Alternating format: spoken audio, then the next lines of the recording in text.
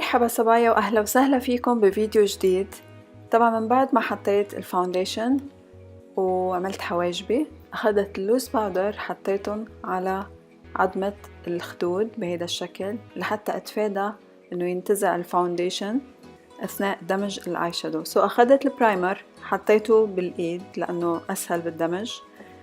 هلا اخذت نيكد هيت من ايربن ديكي، اخذت هيدا اللون as a transition shade، اللون الانتقالي، حطيته على كسرة العين بهذا الشكل. بلشت من الزاوية الخارجية باتجاه الزاوية الداخلية للعين.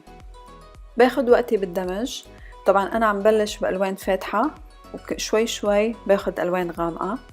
بعدها اخذت لون اغمق منه بدرجة اللي هو هيدا حده، كمان مات هيدا اللون مطفي باي ذا واي. حطيته على الزاوية الخارجية والزاوية الداخلية فقط، وتركت المنتصف لحتى لونه بعدين بلون البيربل أو لون البنفسجي.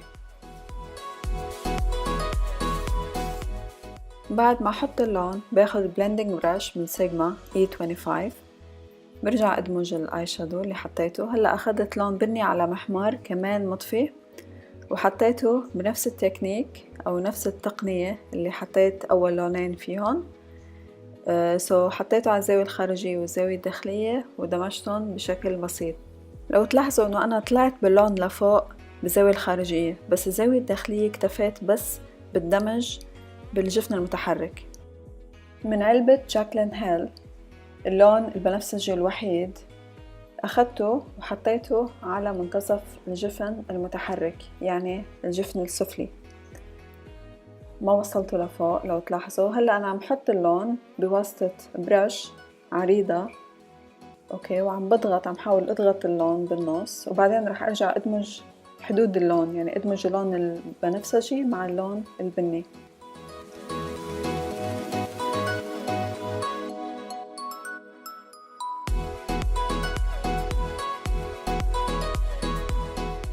البلندنج برش اللي استعملتها اول شي لدمج الالوان هي ذاتها، استعملتها لحتى ادمج البنيات من الزاوية الخارجية للزاوية الداخلية من فوق الكسرة لو تلاحظوا عم بدمج.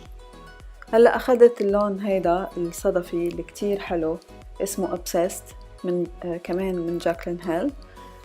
حطيته بواسطة ريشة ضيفة رفيعة، عملت هيك مثل خط على الزاوية الداخلية لفوق، ودمجته ببلندنج براش صغيرة من سيجما.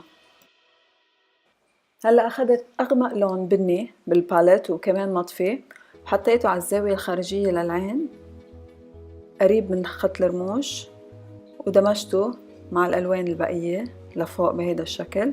رح أرجع أدمجه كمان مع البيربل أو مع الموف.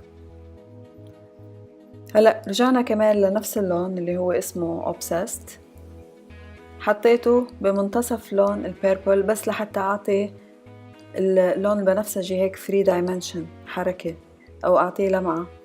طبعا رح أدمجه على البيربل، ما رح أتركه هيك. لون البني الغامق حطيته على الزاوية الخارجية من تحت العين بهذا الشكل.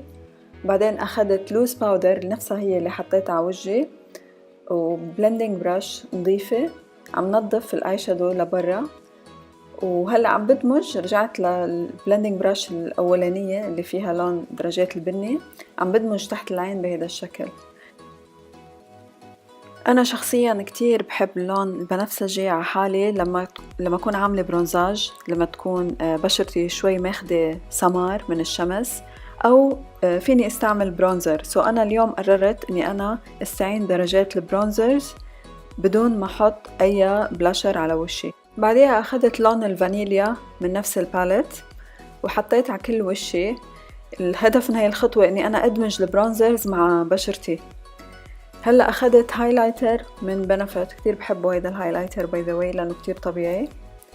حطيته على عظمة الخد بهيدا الشكل، ورح أدمجه، يعني ما رح خليه هيك يبين كأنه خط محدد، لا لازم أدمجه. فدمجته مع عظمة الحاجب هيك على أطرافها.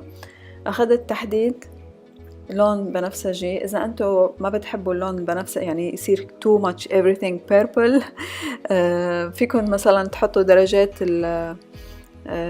خلينا نقول على أورانج أندرتون بني للشفايف، كمان بيطلع كتير حلو مع هذا اللوك. بس أنا شخصيا اليوم حبيت أتجرأ وأعمل كل شي بيربل. يعني دايما صبايا لازم تجربوا اشياء جديدة، وانا هيدا الشي انا بعمله لحتى اعرف انا شو بيلبق لي.